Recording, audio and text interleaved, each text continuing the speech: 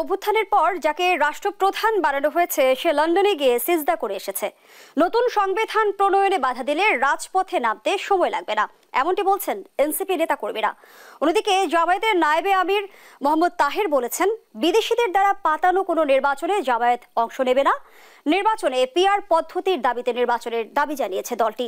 অন্যদিকে বিএনপি বলছে, যারা নির্বাচন নিয়ে শঙ্কা প্রকাশ করছে তারা গণতন্ত্রের পক্ষের শক্তি নয়। রাজনৈতিক দলগুলোর মতপার্থক্যে ক্রমেই জটিল হয়ে উঠছে নির্বাচনের সমীকরণ। অন্যদিকে আমরা যেমনটি দেখেছি, গতকাল 15 আগস্ট শোক পালনকে কেন্দ্র করে তৈরি হয়েছে উত্তেজনা। সবকিছু মিলিয়ে গণঅভ্যুত্থানের 1 বছর পেরিয়ে সমাজ রাষ্ট্র রাজনীতিতে কেন এত অস্থিরতা, এই প্রেক্ষাপটে আমাদের আজকের আলোচনা। দর্শক, আমি ফারনাজ জুই, সবাইকে আমন্ত্রণ জানিয়ে শুরু করছি। চারপাশের খবরগুলো লজ্জার, এই শিরোনামে আজকের আলোচনা এগিয়ে নিতে স্টুডিওতে আছেন দুজন সম্মানিত অতিথি। চলুন একে একে পরিচিত হই। আছেন আবু আলম শহীদ খান, সাবেক সচিব ও রাজনীতি বিশ্লেষক। সেই সঙ্গে আরো আছেন গোলাম মাওলা রনি, সাবেক সংসদ সদস্য ও লেখক। দুজনকে আমন্ত্রণ জানাচ্ছি আজকের আলোচনায়। গোলাম মাওলা রনি, আপনাকে দিয়ে আলোচনাটা শুরু করি। বলছিলাম যে গণঅভ্যুত্থানের 1 বছর পেরিয়ে যে রাষ্ট্র সংস্কারের স্বপ্ন আমরা দেখেছিলাম, ফ্যাসিবাদ মুক্ত বাংলাদেশের স্বপ্ন আমরা দেখেছিলাম, সেই স্বপ্ন ভঙ্গ হলো কেন? আমরা আসলে কোনো স্বপ্ন দেখিনি, মানে এই কথাটা আমি আপনাকে একটু বিনয়ের সঙ্গে স্মরণ করাই দিতে চাই। আমরা মূলত শেখ হাসিনার হাত থেকে রক্ষা পাওয়ার জন্য আকুতি আহাজারি চেষ্টা তদবির করছিলাম। এর বাইরে আসলে আমাদের কোনো স্বপ্নটা ছিল না।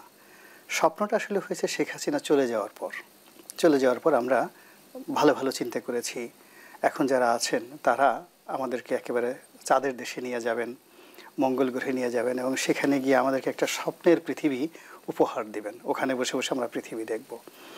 তো সেই জায়গাটাতে আমরা সবাই আহত হয়েছি, বিক্ষুব্ধ হয়েছি এবং এদের আচার আচরণ, চাল চলন, কথাবার্তা কোনো কিছু আমাদের আসলে পছন্দ হচ্ছে না। নান অফ ওয়ান, এই সরকারে যারা কর্তা ব্যক্তি আছেন এদেরকে দেখলে মানে আমাদের মনে শান্তি আসছে না।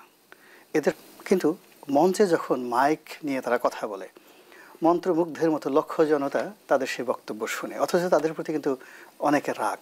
তো এখন এদের যে ক্ষমতায় বসার পরে আর্ট অ্যাটিটিউড রয়েছে, সেই অ্যাটিটিউড আমাদের একটা হতাশার মূল কারণ হলো। এরপর হলো রাজনীতিবিদরা সিংহাসনে বসে, পার্লামেন্টে বসে, রাজনৈতিক চেয়ারে বসে, মন্ত্রের চেয়ারে বসে যে ভাষায় কথা বলে তাদের সুর থাকে, ছন্দ থাকে, তাল থাকে, লয় থাকে এবং তারা এতটা নেগোশিয়েবল। মানে এখন চিন্তা করেন যে একজন লোক আসছে, আমি উদাহরণ দিই, যেমন একজন মন্ত্রী ছিলেন আব্দুল লতিফ বিশ্বাস নাকি যেন, লেখাপড়া তেমন জানতেন না। তো সে বলতেন, এমনি প্রকাশ্যে বলতেন, আমি মাঝে মধ্যে যখন প্রয়োজন হয়তো ডাকাতিও করতাম, কিন্তু মন্ত্রণালয় চালানোর ক্ষেত্রে তার সচিবের সঙ্গে তার কখনো দ্বন্দ্ব সংঘাত হয়েছে কেউ বলতে পারবে না। এরকম একটা অল্প শিক্ষিত মানুষ শুধুমাত্র তার পলিটিক্যাল ক্যারিয়ার করার কারণে অসম্ভব সুন্দরভাবে একটা মন্ত্রণালয় কিন্তু তিনি চালিয়ে গেছেন। এভাবে আরও অনেকের নাম আমি বলতে পারবো যাদের নেগেটিভিটি। আপনি চিন্তা করেন যে ওই যে ইয়াবা বদি, এখন ইয়াবা বদিকে আপনি যতই বদনাম করেন না কেন, কিন্তু তার এলাকাতে টেকনাফ গিয়ে দেখেন এখনও তার জন্য মানুষ কিন্তু কান্নাকাটি করছে। কিন্তু সেখানে ইয়াবা বদির জায়গাতে যারা শিক্ষিত লোক আসছেন, সজ্জন লোক আসছেন, তারা কিন্তু ইয়াবা বদির চেয়ে 100 গুণ দুর্নাম বদনামের শিকার ইতিমধ্যে হয়ে গেছেন। তো রাজনীতি যা আর্ট, এটা একটা, এখানে অনেক গান আছে, সঙ্গীত আছে। তো এই জায়গাতে তারা যারা আসছেন এই পলিটিক্যাল একটা চেয়ারে বসে তারা যে কথাগুলো বলছেন সেই কথাগুলো আমাদের পছন্দ হচ্ছে না। গোলাম মাওলা রনি, একটি বিষয় আপনার সামনে একটু উপস্থাপন করি, যেটি হচ্ছে নিশ্চয়ই অবগত আছেন। গতকালের চিত্র আমরা যেমনটি দেখেছি, দুটি ঘটনা আমি আপনার সামনে তুলে ধরতে চাই। 15 আগস্ট রাজধানীর ধানমন্ডির 32 নম্বরে ফুল দিতে গিয়ে গণপিটানির শিকার হন রিকশা চালক আজিজুর রহমান। পরে হত্যা চেষ্টা মামলায় তাকে গ্রেপ্তার দেখিয়ে কারাগারে পাঠানো হয়েছে। আরেকটি ঘটনা আমরা যেমনটি দেখলাম যে গানের তালে তালে একজন মানুষ নাগিন ড্যান্স করলো, আসলে কি বার্তা দিতে চাচ্ছে? না, আমি ওই দিকে আসছি। আমার আপনার এই কথাগুলো প্রশ্ন করলে আমি বলতাম, আমি যেটা বলছিলাম যে এখন যারা আছেন তাদের কথা আমাদের ভালো লাগছে না, তাদের কর্মকাণ্ড আমাদের একেবারে অপছন্দ। তারা যে কাজগুলো করছেন, রাজনীতিতে হলো কি এটা স্ট্রেট ফরওয়ার্ড, আপনি যুদ্ধ করেন অথবা শান্তি স্থাপন করেন, আপনি বন্ধু হন নচেত শত্রু হন। এখানে মুনাফেকি, ছলচাতুরি এর সমস্ত কোনো কিছুর জায়গা রাজনীতিতে নেই। মূল ব্যাপার এখানে কূটনীতি আছে, অনেক কথা বলে, কিন্তু ভেরি স্ট্রেট ফরওয়ার্ড। আমি তোমার বন্ধু হব, আমি তোমার শত্রু হব, আমি তোমার উপকার করবো নচেত আমি তোমাকে ক্ষতি করবো। এটাই রাজার ধর্ম। রাজার ধর্ম বাঘ করে সিংহ করে। কিন্তু এখন কি হচ্ছে, এরা ডান দিকে চোখ টিপ মারে আর বাম দিক থেকে খোঁচা মারে। এরা হাত দিয়ে এক ধরনের কাজ করে, পা দিয়ে এক ধরনের কাজ করে। এদের মস্তিষ্ক একরকম, এদের মন একরকম।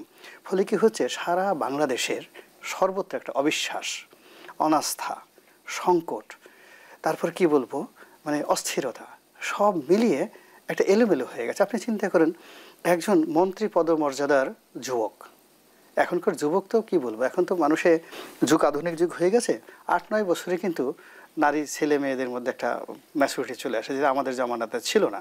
আমরা 8-9 বছর বয়সে শহীদ সাহেব আছেন, আমরা আছেন, আমরা দিদা আসছে প্যান্ট খুলে লাভ দেওয়া বর্ষার পানিতে ন্যাংটো হয়ে পড়ে যেতাম। এখন আপনি 8 বছরের কোনো ছেলে মেয়েকে গুলি করলে আপনি এই কাজটি করাতে পারবেন, এখন তারা অনেক ম্যাচিউর। তো সেখানে 30 বছর বয়সের একজন ধরেন উপদেষ্টা, সে হঠাৎ করে গভীর রাতে তার মনে হলো হাঁস খাবে, হাঁস খাওয়ার জন্য সে চলে গেল অনেক দূরে, 8-10 কিলোমিটার দূরে সে মোটরসাইকেল চালিয়ে হাঁস খেয়ে চলে গেল। হাঁস পেল না, তখন তার মনে হলো যে আমি ওয়েস্টিনে যাব। এখন আমি এটা খুঁজে পাই না। হাঁস খুব শক্তিশালী একটা খাবার, এটা খেলে শরীরে একটা জেহান এসে যায়, একটা জোশ এসে যায়, এবং এটা যৌবন যাদের মানে সেই তাদের যৌবন আরও বেড়ে যায়। এটা বিবাহিত লোকদের জন্য ঠিক আছে, অবিবাহিত লোকদের জন্য এই হাঁস খাওয়া খুবই একটা কঠিন একটা বিষয়। সে হাঁস খেয়ে আবার দৌড়ে এসে ওয়েস্টিনে আসছে, আর ওয়েস্টিনের নাম শুনে আমার খালি কেন পাপিয়া কান্ট্রির কথা মনে পড়ে, সেই বাইজি কান্ট্রির কথা মনে, আমি মিলাতে পারি না। তো সেই মিলানের সঙ্গে আপনি যদি চিন্তা করেন যে 15ই আগস্টকে কেন্দ্র করে 32 নম্বরে যে ঘটনাগুলো ঘটেছে, এটাও স্বাভাবিক ডিকশনারির মধ্যে পড়ে না। গত বছর আমরা এই 15ই আগস্টে এখানে যাদেরকে অগ্রগামী ভূমিকায় দেখেছি, দেশি বিদেশি ইউটিউবাররা, তারা নেতৃত্ব দিয়ে 15ই আগস্ট এখানে হচ্ছে, ওখানে গত বছর যারা ডিজে পার্টি করেছে, এই বছর সেট চেঞ্জ হয়ে গেছে, তারা কিন্তু নেই, নতুন একটা গ্রুপ আসছে। এবং স্পষ্টতই বিএনপির যারা লোকজন আছে এখানে এই টোটাল 15ই আগস্টের দিনে 32 নম্বরে তারা নেতৃত্বের ভূমিকায় থেকেছে, অথচ গত বছর এটা জামাত, এনসিপি, ইউটিউবার, অমুক পার্টি টমুক পার্টি বিভিন্ন লোকজন ছিল। তো এটা হঠাৎ করে এটার এই বিবর্তন হলো কেন? ওই আগের পার্টি তারা চলে গিয়ে আবার নতুন পার্টি কেন আসলো?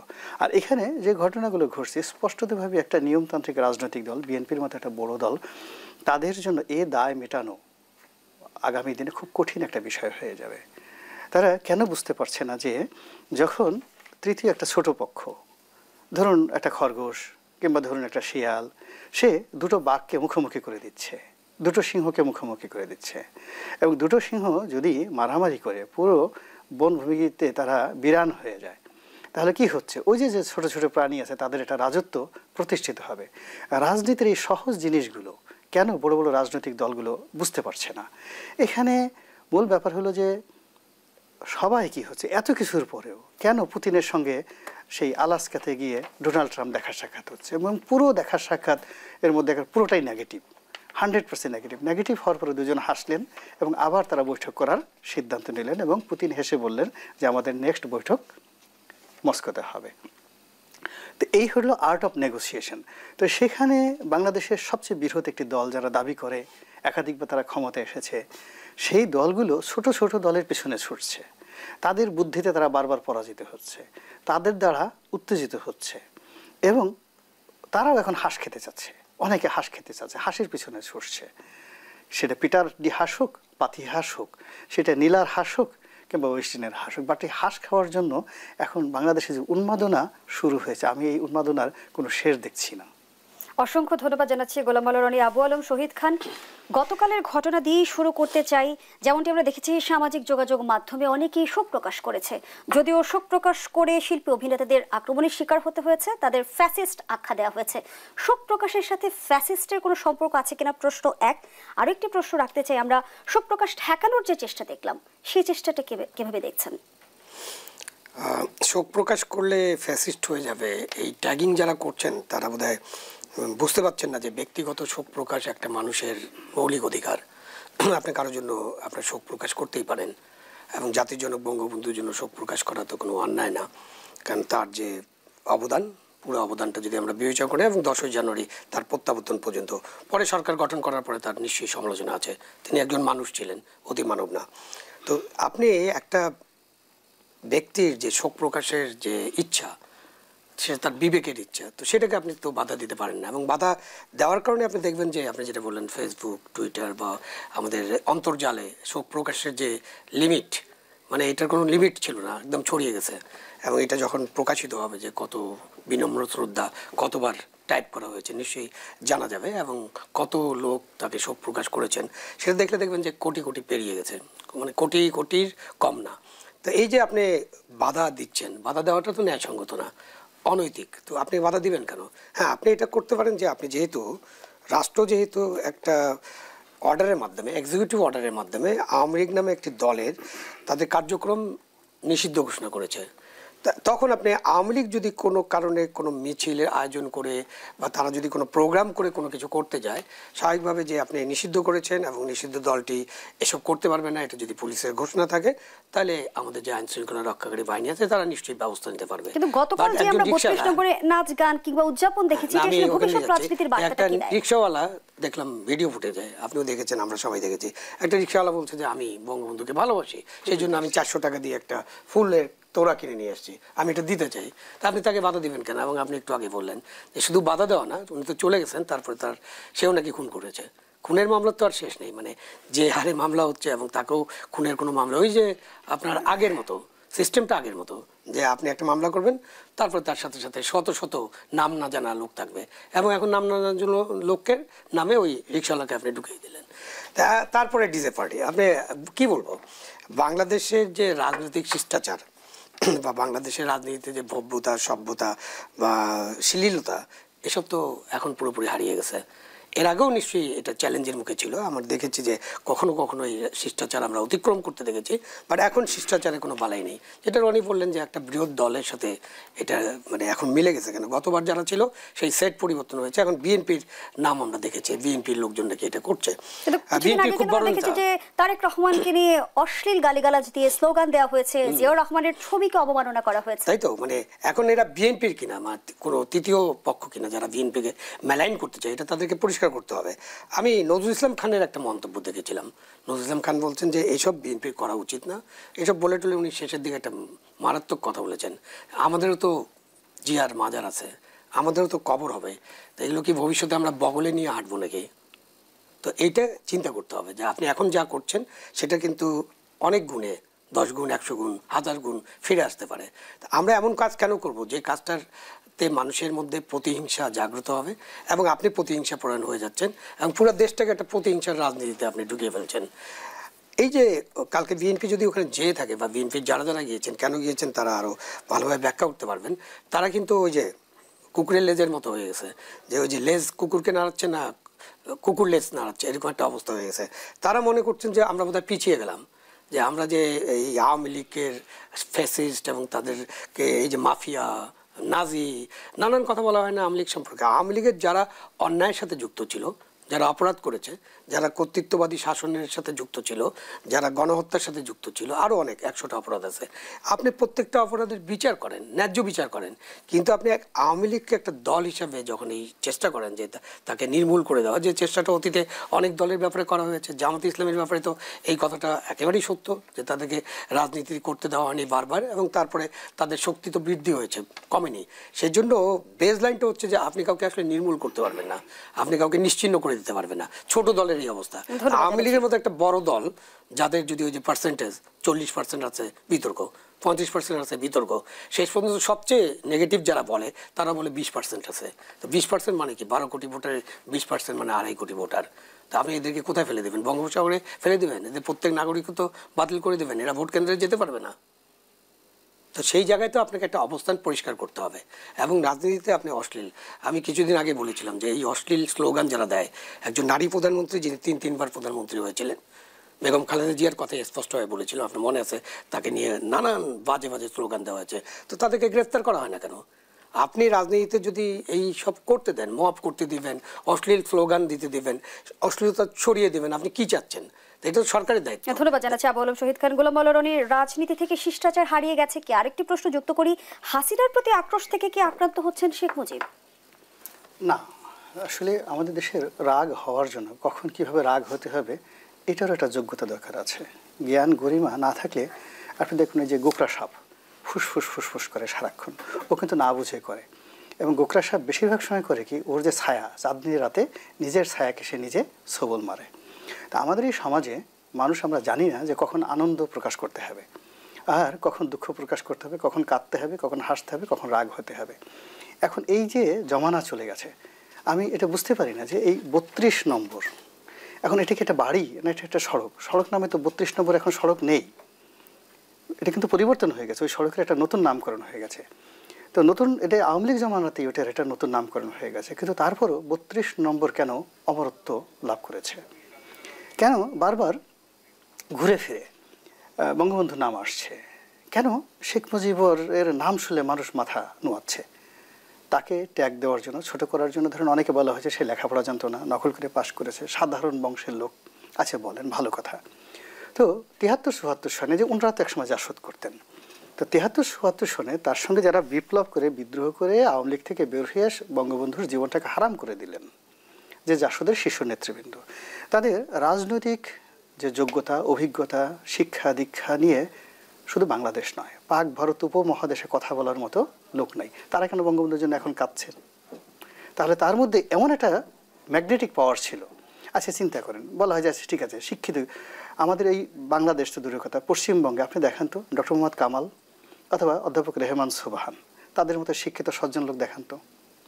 Rehman Sobhan was the teacher of doctor Muhammad Yunus. Why they are crying for Bangabandhu? সে যদি অশিক্ষিত হয়, লেখাপড়া না জানে, এত শিক্ষিত মানুষ কেন তার জন্য কাঁদছে? এই যে নেতৃত্বের যে একটা ম্যাগনেটিক পাওয়ার, সেই ম্যাগনেটিক পাওয়ারটা বুঝতে হবে। ওই যে 32 নম্বর, ওই 32 নম্বরের অনেক দৃশ্য, অনেক চিত্র, অনেক গল্প, অনেক কবিতা মানুষের মনে মননে এমনভাবে, সেটা আপনার মাথায় যদি হাতুড়ি দিয়ে পেরেক ঢুকানো হয় এবং সেই পেরেকটা যেভাবে আপনার মস্তিষ্কে প্রতিটা মুহূর্তে সাড়া ফেলবে, তেমনি ওই 32 নম্বরের অসংখ্য স্মৃতি ওটাকে এমনভাবে অমরত্ব দিয়েছে। আপনি চিন্তা করেন, একজন রাজপুরুষ, বিশাল একজন 6.5 ফিট উচ্চতা রাজপুরুষ, সে একটা লুঙ্গি পরে একটা সাধারণ জামা গায়ে দিয়ে 3-4টা বোতাম খোলা খাবার টেবিলে বসছেন। হঠাৎ করে মনে হলো তার সামনে একটা ওই না খেয়ে আছে অভুক্ত দুপুরে একজন পুলিশ কনস্টেবল, সে দৌড়ে খাবার টেবিলে সেই পুলিশটাকে ধরে এনে তাকে খাবার টেবিলে বসে একসাথে খাওয়ালেন। এই ছবি আপনি বাঙালির মধ্যে কিভাবে দূর করবেন বলেন তো? এই ছবি তো এরশাদের নাই, এই ছবি তো বেগম জিয়ার নাই, এই ছবি তো শেখ হাসিনার নাই। কিন্তু বারবার সুযোগ পেয়েও আসলে আমরা গণতান্ত্রিক যাত্রায় কেন হোঁচট খেয়েছে, কিংবা আমাদের রাজনীতিতে গুণগত পরিবর্তন কেন আসেনি, সেই প্রশ্নগুলো আপনার কাছে রেখে যেতে চাই। বিরতির সময় হয়েছে, দর্শক দেশ সাম্প্রতিকের এই পর্যায়ে একটা বিরতি নিচ্ছি, সাথেই থাকুন। আবারও আমন্ত্রণ, দেখছেন দেশ সাম্প্রতিক, নিবেদন করছে Arail angle channel and square বার। আমরা আবারও ফিরছি আলোচনায়। গোলাম আলী রনি, যে আলোচনায় আমরা ছিলাম, নির্বাচনের সময় ঘোষণা করেছে প্রধান উপদেষ্টা, নির্বাচন কমিশনও সার্বিক প্রস্তুতি এগিয়ে নিচ্ছে, কিন্তু রাজনৈতিক অঙ্গনে আমরা দেখছি মত পার্থক্য। এনসিপির তরফ থেকে যেমনটি বলা হচ্ছে, নতুন সংবিধান প্রণয়নে বাধা দিলে রাজপথে নামতে সময় লাগবে না, গণপরিষদ নির্বাচনের দাবি জানিয়েছে তারা। আবার জামায়াত ইসলামীর তরফ থেকে বলা হচ্ছে পিআর পদ্ধতিতে নির্বাচন হতে হবে এবং বিদেশিদের দ্বারা পাতানো কোনো নির্বাচনে তারা অংশগ্রহণ করবে না। নির্বাচন বিলম্বের কোনো শঙ্কা এখনো দেখেন কি? নির্বাচন বিলম্ব, নির্বাচন, এই জিনিসগুলো আমার ডিকশনারিতে এখন পর্যন্ত আসছে না। আমি একটা ফটো কার্ড দেখলাম ফেসবুকে, এটা সত্য না মিথ্যা আমি বলতে পারবো না। ব্রিগেডিয়ার জেনারেল সাখাওয়াত সাহেব, তার একটা বক্তব্য, তিনি সেখানে বলেছেন যে এখন যে মাইন্ড সেট আপ রয়েছে মানুষের, এবং এখন যে আইন শৃঙ্খলা রক্ষাকারী বাহিনীর যে অবস্থা, তো সেখানে নির্বাচন করার মতো কোনো স্ট্রাকচার তো নেই কোথাও। তো এই অবস্থাতে একটা নির্বাচন করার জন্য যদি চাপ দেওয়া হয় ডক্টর মোহাম্মদ ইউনূসকে, তো সেক্ষেত্রে ডক্টর মোহাম্মদ ইউনূসের পদত্যাগ করাটা নিরাপদ। সত্য মিথ্যা আমি জানি, উনি বলেছেন কিনা জানি, কিন্তু এরকম একটা ফটো কাট করেছে। আমি এই বক্তব্য উনি বলুন বা না বলুন, এটা আমি ওন করলাম, এটা আমার বক্তব্য, ঘটনা আসলেই তাই। এখন পর্যন্ত আপনি চিন্তা করুন, একটা থানা, ধানমন্ডি থানা, তো তাকে জিজ্ঞেস করা হলো যে এখানে এরকম কাজ কেন হচ্ছে, তো বললো যে এখানে প্রেস সচিবের হুকুমে আমরা এই কাজ করছি। পরবর্তীতে যখন মিডিয়াতে আসলে প্রেস সচিব অস্বীকার করলো, আমি ধরেন কোনো কথা বলিনি, এখানে কোনো কারণে মিসফায়ার হয়ে যেতে পারে। তো বোঝার চেষ্টা করুন যে প্রধান উপদেষ্টা বা প্রধানমন্ত্রীর একজন প্রেস সচিব, তিনি এই ধরনের বক্তব্য দিবেন, কথা বলবেন, যা কিছু বলবেন, এটা বাংলাদেশে আসলে আমরা ইতিপূর্বে কখনো কল্পনা করতে পারিনি। অতীতে যারা প্রেস সচিব ছিলেন, আপনি জাওদুর রহমান সাহেবের মতো মানুষ প্রেস সচিব ছিলেন, ইভেন একেবারে সর্বশেষ ধরুন নাইমুল ইসলাম খান। তো নাইমুল ইসলাম খানের যে ক্যারিয়ার সংবাদপত্রে, তার সঙ্গে যদি আপনি বর্তমান প্রেস সচিবকে ধরেন, তো এটা আসলে কোনো তুলনাই করা যায় না। কিন্তু সেই নাইমুল ইসলাম খান, জাওদুর রহমান, কিংবা ধরেন প্রেসের সাথে যারা জড়িত ছিলেন, ইকবাল সুবহান চৌধুরী সাহেবের মতো মানুষ, তারা কোনো একটা থানাতে জীবনে টেলিফোন করবেন, এটা তো আমরা কল্পনাই করতে পারিনি। বাট থিংস হ্যাপেনিং, এখন বর্তমানে সেই ঘটনাগুলো ঘটছে। আপনার হাত যখন পায়ের কাজ করে, পা যখন কানের কাজ করে, কান যখন আপনার বগলের কাজ করে, আপনার নাক যখন পিঠের কাজ করে, তখন পুরো শরীরে যে একটা ইমব্যালেন্সড হয়ে যায়, তদ্রূপ এখন রাষ্ট্রযন্ত্র ওরকম একটা ইমব্যালেন্সড অবস্থায় চলে গেছে। আবু আলম শহীদ খান, যেমনটি উপদেষ্টা আসিফ মাহমুদ সজীব হয়ে অভিযোগ করেছে, একটি মহল জাতীয় পার্টিকে নির্বাচনে আনার তোড়জোড় করছে। এই দলকে প্রধান বিরোধী দল হিসেবে সামনে আনতে চায় তারা। আওয়ামী লীগের যেসব নেতার ইমেজ ভালো তাদেরও জাতীয় পার্টির হয়ে নির্বাচনে নিয়ে আসার পায়তারা চলছে। পর্দার অন্তরালে এমন কিছু ঘটছে কি? না, এমন কিছু যদি ঘটে অসুবিধা কি? মানে পর্দার অন্তরালে ঘটছে কি, ওটা তো একটা বড় কথা। তাহলে কি আমরা ভবিষ্যতে গৃহপালিত বিরোধী দল দেখব? না না, জাতীয় গৃহপালিত বিষয় না, বিষয় কথা হলো জাতীয় পার্টি একটা দল যাকে এখনো নিষিদ্ধ করা যায়নি। আওয়ামী লীগ নিষিদ্ধ করা হয়েছে, আওয়ামী লীগ নির্বাচনে আসবে না। জাতীয় পার্টি নিষিদ্ধ না হলে তারা নির্বাচনে যাবে, তাদের একটা মার্কা থাকবে এবং সেই দল চেষ্টা করবে যে তারা অধিক সংখ্যক আসনে প্রতিদ্বন্দ্বিতামূলক নির্বাচন যাতে করতে পারে। তো এইটাতে মানে পিছনে কোনো ষড়যন্ত্রের বিষয় না, তো এটা ক্লিয়ার। এখন উনি যে কারণে বলছেন ষড়যন্ত্র, সেটা তো ওনাকে ব্যাখ্যা করতে হবে, কারণ ওনার তো বোধহয় একটা দল আছে, মানে উনি এনসিপিকে সমর্থন করেন, যদিও উপদেষ্টা হিসেবে সেই সমর্থনটা করার কথা না। এই যে আপনি এনসিপির কথা বললেন, তারা নতুন সংবিধান চায়, কীভাবে নতুন সংবিধান হবে বলেন আপনি? নতুন সংবিধান হওয়ার তো কোনো সুযোগ নাই। এটা তো আপনি ওই যে বারবার ফরাসি বিপ্লবের কথা আসে, ফরাসি বিপ্লব, তৃতীয় রিপাবলিক, অমুক তমুক, তো এইসব তো আমরা করি না আসলে। ওই যে আপনার স্বপ্নের কথা বলছিলেন না, তো আমরা তো স্বপ্ন মানে দিবা স্বপ্নও দেখি নেই যে কথাগুলো এখন আলোচনা হচ্ছে, এগুলো সবই আমাদের যে 5ই আগস্ট সেখানে যে ঘটনা ঘটছে, দেশ ছেড়ে চলে গেছেন প্রধানমন্ত্রী, তারপরে যে একটা অভ্যুত্থান, সফল অভ্যুত্থান, এরপরে ডক্টর ইউনূস সাহেব এসে দায়িত্ব গ্রহণ করেছেন। তারপরে আপনি ঠিক করবেন যে আপনি কী করবেন, আপনার প্রায়োরিটি কী কী। তখন আসলো যে আমাদের প্রায়োরিটি একটা নির্বাচন, এবং নির্বাচনের আগে আমাদের কিছু সংস্কার করতে হবে, কিছু বিচার করতে হবে। এগুলো দাবি ছিল, সংস্কার করতে হবে। সংস্কার একটা অতি প্রয়োজনীয় জিনিস, দাবি ছিল, দাবি মতো আমরা সংস্কারের কাজ করছি বা বিচারের কাজটাও এগিয়ে যাচ্ছে। এখন নির্বাচনের কাজটা ওইভাবে এগিয়ে যাবে, কিন্তু নির্বাচনকে আপনি নির্বাচন যাতে ডিলেড হয় অথবা নির্বাচন যাতে না হয়, তো আপনি যদি এখন নতুন সংবিধান না লেখা পর্যন্ত, এটা তো আলী রিয়াজ সাহেব প্রথম সংবিধান কমিটির যে চেয়ারম্যান ছিলেন, উনি সংস্কার কমিটির, তখন তো উনি পুনর্লিখনের কথা বলছেন। এখন আজকে 4 মাস পরে আলী রিয়াজ কি পুনর্লিখন করছেন না? তো সনদ কি হচ্ছে? সনদে তো বলা হয়নি যে আমরা এই সংবিধান বাদ দিয়ে একটা পুনর্লেখন করবো এবং সব দল সাইন করলে এটা সংবিধান হয়ে যাবে। এরকম তো আসলে হবে না। সংবিধান তো সংবিধান, সংবিধান ঠিক করতে হলে, পুনর্লিখন করতে হলে গণপরিষদের নির্বাচন আপনি করতে পারেন, বাট সেটাও তো আপনাকে গণপরিষদ নির্বাচনের ব্যাপারে আপনাকে একমত হতে হবে। এইখানে আপনি তারপরে আপনি সংবিধানের যদি গণপরিষদ নির্বাচন না হয়, তখন আপনি সংবিধান যা আছে সেখানে যা যা প্রয়োজনীয় ত্রুটিমুক্ত করা সেগুলো আপনি করতে পারবেন। এইভাবেই তো এটা হবে। আপনি কি পিআর পদ্ধতি চালু করতে হবে, এই পিআর পদ্ধতি কোত্থেকে হঠাৎ করে আসলো? এটা নিয়ে আলোচনা হচ্ছে, আলোচনা যে হয়নি একবারে এরকম না। 2008 সাল থেকে আলোচনা হচ্ছে, ইসলামী আন্দোলন এই আলোচনাটা এনেছিল এবং আরও কেউ বাম দলগুলো এই আলোচনা করেছে, কারণ তারা দেখেছে যে তারা যে ভোট পায় তাতে তাদের এককভাবে কোনো সিটে না জিতলেও তাদের ভোটের কারণে হয়তো তারা 2, 4, 5, 10, 20 সিটের ভাগ পেতে পারে। জামাত ইসলামী তো এরকমই মনে করে। তো এই জিনিসটা তো আপনাকে আরেকটা নির্বাচন হতে হবে। এই নির্বাচনের পরে সেই যে সংবিধানের ভিত্তিতে যে নির্বাচনটা হবে এবং নির্বাচনের পরে যে পার্লামেন্ট হবে, সেই পার্লামেন্ট যদি মনে করে যে আমরা একটা পিআর পদ্ধতিতে যাব, তখন এটা করা সম্ভব হবে। তার আগে তো এটা করা সম্ভব হবে না। তার মানে হচ্ছে যে আপনি যখন এগুলো বলেন, আপনি নির্বাচনটাকে বিলম্বিত করতে চান অথবা নির্বাচন চান না। এখন নির্বাচন চান না বললে ওনারা রাগ করতে পারেন। নির্বাচন কেন চাবেন ওনারা তো এখন ভালো পজিশনে আছেন। ওনাদের দলের কোনো তো মানে ভোটের মাধ্যমে কিছু করার বা তাদেরকে বুঝে নেওয়ার সুযোগ নাই। সুতরাং ওনারা যে ক্ষমতার পজিশনটা এনজয় করছেন, এটা ওনারা ছাড়বেন কেন? যখনই নির্বাচন হবে তখন তো জনগণের ভোটে নির্বাচিত প্রতিনিধিরা দায়িত্ব গ্রহণ করবে, নির্বাচিত একটা সরকার দায়িত্ব গ্রহণ করবে, তখন ওনারা যে সুবিধাগুলোতে আছেন সেই সুবিধাগুলো ওনারা পাবেন না। কাদের কথা বলছেন? পরিষ্কারভাবে জামাতে ইসলামী, এনসিপি এবং কিছু দল, বিএনপিও কিছু সুবিধা আছে। আপনি বলছেন ক্ষমতা সুবিধাভোগী, আজই কিন্তু এনসিপি ক্ষমতা সুবিধাভোগী না, ওরা তো সরকারি দল। সুবিধাভোগী বললে ওদেরকে একটু অপমান করা হবে। এটা তো ডক্টর ইউনূস সাহেব নিজেই এই দলটা তৈরি করার জন্য তাদেরকে উপদেশ দিয়েছেন। আমি যদি একটু কোট করি হাসনাত আব্দুল্লাহর বক্তব্য, অভ্যুত্থানের পর যাকে রাষ্ট্রপ্রধান বানানো হয়েছে সে লন্ডনে গিয়ে সিজদা দিয়ে এসেছে। চাণক্য নীতি আছে। তো সিজদা দিয়ে আসলে, তো সিজদা যদি কেউ দিয়ে থাকে, এটা আমি জানি না এটা কি কথা। এটা তো একটা ফ্রেন্ডলি গেম। প্রধান উপদেষ্টা তারেক রহমানের সাথে বৈঠক করেছেন লন্ডনে। ওই বৈঠক না হলে তো পুরো লন্ডন সফরটা নিয়ে একটা অনেক কথা হতো যে এটা একটা ব্যর্থ সফর। এবং তারেক রহমানের সাথে উনি যদি কথা বলতে চান, তাহলে অসুবিধা কি? সারাদিন তো উনি এনসিপি এবং অন্যান্য রাজনৈতিক দলের সাথে কথা বলছেন। আমি তো এটাতে কোনো অসুবিধা দেখি না। বাট সেজদা দিয়ে আসেন যখন এইভাবে বলা হয় এবং এনসিপি যখন এইভাবে বলে, এবং ওনারা নাকি ডক্টর ইউনূসের নিয়োগকর্তা, তা তাহলে নিয়োগকর্তা আমরা যেমন আমি গণকর্মচারী তো আমাকে সবসময় চাকর বাকর মনে হয়। তো আমার যখন একজন নিয়োগকর্তা থাকে তখন আমি বলি যে তাহলে উনি নিয়োগকর্তা, আমরা সব চাকর বাকর। তো এনসিপি যদি নিয়োগকর্তা হয়, মানে এই যে বৈষম্য বিরোধী ছাত্র যদি তার নিয়োগকর্তা হয় এবং নিয়োগকর্তারা যদি এই ভাষায় কথা বলে, তাহলে তো চাকরের আর কোনো অবস্থান থাকে না। মানে চাকরকে তখন চিন্তা করতে হবে যে আমি এই চাকরিটা করবো কি করবো না, এই বিষয়টা ভাবতে হবে। তো আমি জানি না ডক্টর ইউনূস এটাকে কীভাবে নেবেন। নিশ্চয় আপনি অবগত আছেন, জোটের অংশ হয়ে এক দলের প্রার্থীরা আরেক দলের প্রতীক নিয়ে নির্বাচন করতে পারবেন না, আরপিওতে যুক্ত হয়েছে এমন বিধান।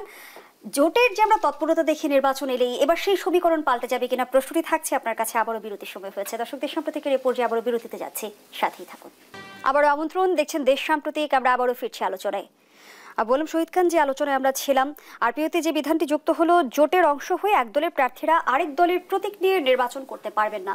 আমরা বিগত সময় যেমনটি দেখেছি যে নির্বাচন এলে জোটের তৎপরতা বাড়ে এবং ছোট ছোট রাজনৈতিক দলগুলো বড় দলের জনপ্রিয়তাকে কাজে লাগাতে চায়। এবার সেই জোটের সমীকরণ পাল্টে যাবে কিনা?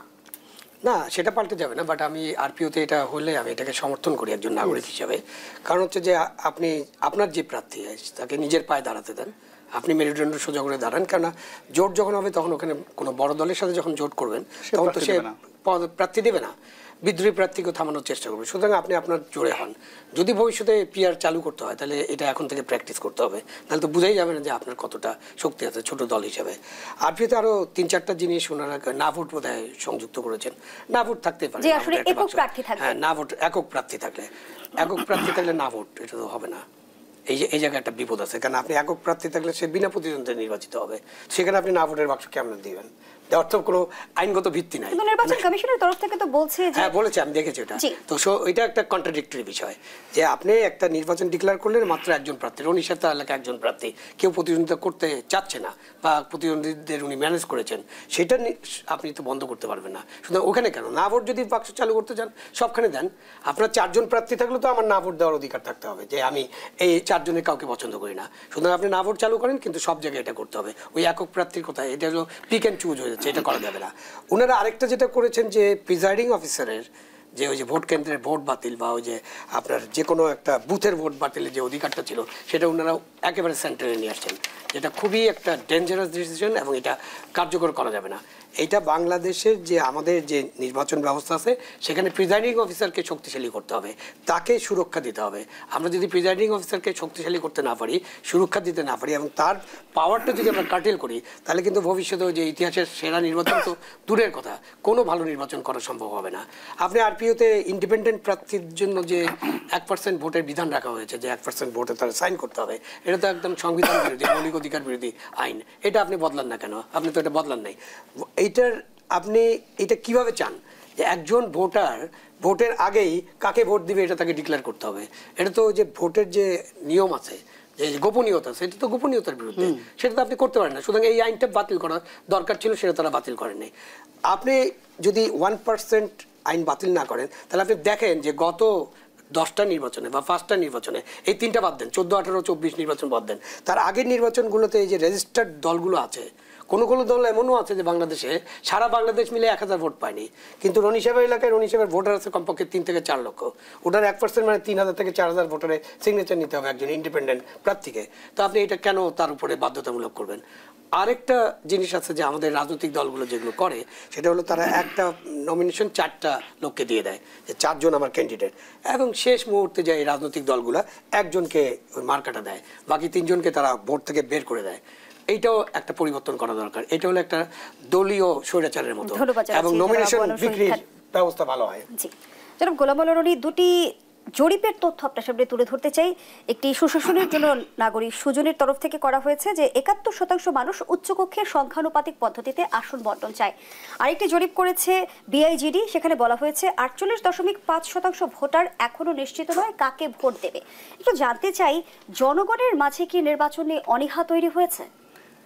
মানে প্রথমত এই ধরনের জরিপ যারা করে, এই সমস্ত জরিপের পেছনে বিরাট একটা ধান্দা কাজ করে, দেশি বিদেশি স্বার্থ কাজ করে, অর্থ লেনদেনের কাজ করে।